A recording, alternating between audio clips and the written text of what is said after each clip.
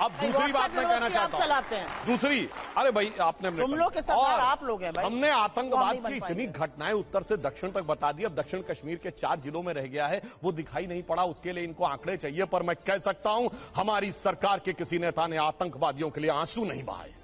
हम ये कह सकते हैं हमारे किसी नेता ने आतंकवादियों के लिए पलक पावड़े नहीं बिछाए।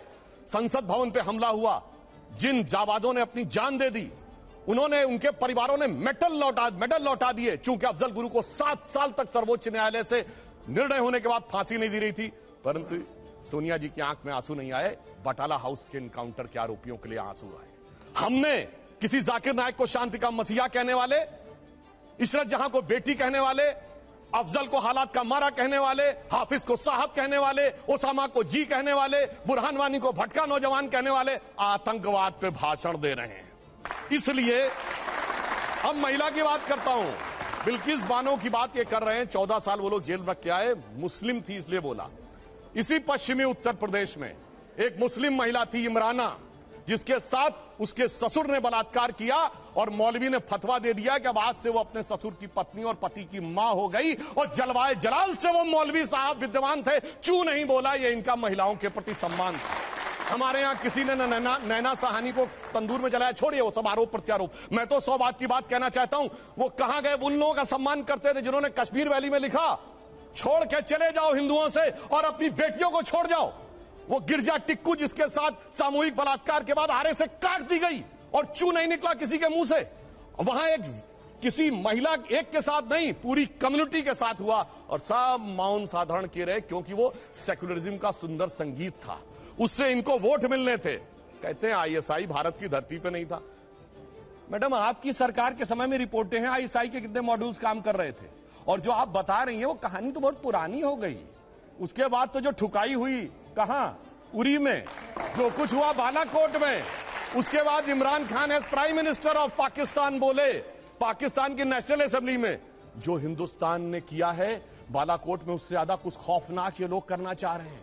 आप ये सोचिए, आप शांति के कबूतर उड़ाते थे और हमने बाज उड़ाए हैं गुरु गोविंद सिंह जी की तरह। और आपने लास्ट में कहा शायद देश 1947 में, 2014 में नहीं, आप 47 से मानते हैं, ये राष्ट्र सनातन है, चिरंतन है, 1947 में पैदा हुआ नहीं है। इसीलिए इस राष्ट्र को कोई अपने को फादर कहने लगता है, कोई क्रिएटर कहने लगता है, कोई राष्ट्र का निर्माता कहने लगता है।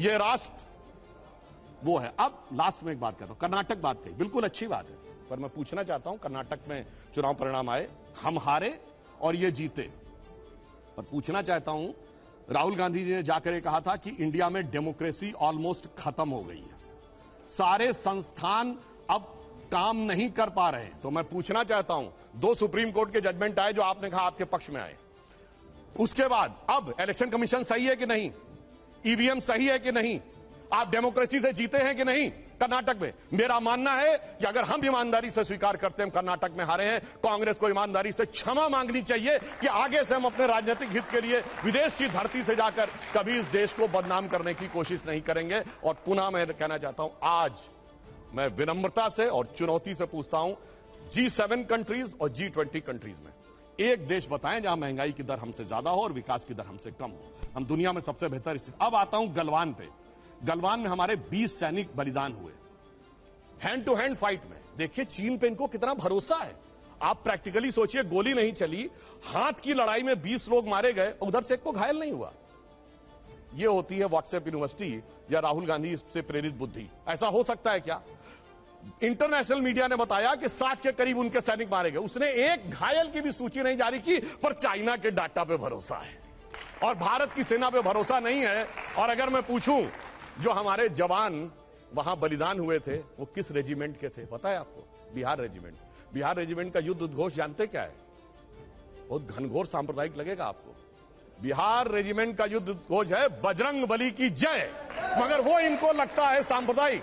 राजपूत रेजिमेंट का युद्ध उद्घोष है राजा रामचंद्र की जय, सुनिए। और जो हमारी गोरखा रेजिमेंट का युद्ध उद्घोष है जय जय महाकाली आयोरी गोरखाली।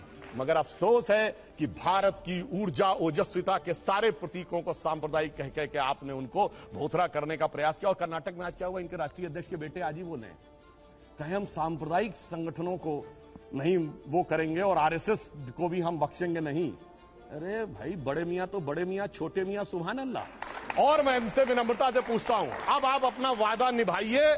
आपने कहा था हम 6% मुस्लिमों का आरक्षण देंगे, मुस्लिम आरक्षण देके दिखाइए। सुधांशु जी, एक बात दूसरा मैं पूछ रहा हूं, एक सेकंड प्रतिबंध लगा के राइट टू रिस्पॉन्ड। हाँ बिल्कुल, आप करिए। मैं एक आप ही का एक सवाल को उन्होंने जवाब नहीं दिया, मैं ले लूं 1 मिनट, फिर आपके पास आ रहा हूं। उन्होंने पहलवानों का जिक्र किया और उसको उन्होंने महिलाओं से जोड़ा।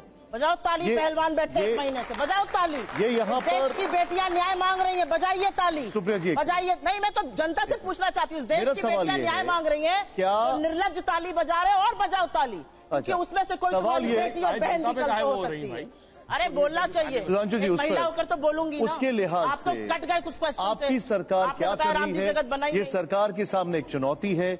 ये एक ऐसा इशू है जो कि बहुत आगे बढ़ रहा है और एक ऐसा इशू है जो कि सेटल डाउन नहीं हो रहा है। हाँ, मैं बताता हूं, इसकी तो जांच हो रही है, जांच कोर्ट के भी निर्देश पे हो रही है और इंडियन ओलंपिक एसोसिएशन भी कर रही है, उसका इंतजार नहीं है। मगर ये बताइए, केरल में जो लड़कियां पकड़कर धर्मांतरण करके जिहादी बनाने के लिए ले जाई जा रही हैं, वो तो फेक स्टोरी है। महिला सम्मान सब गायब, वहां पे महिला सम्मान गायब।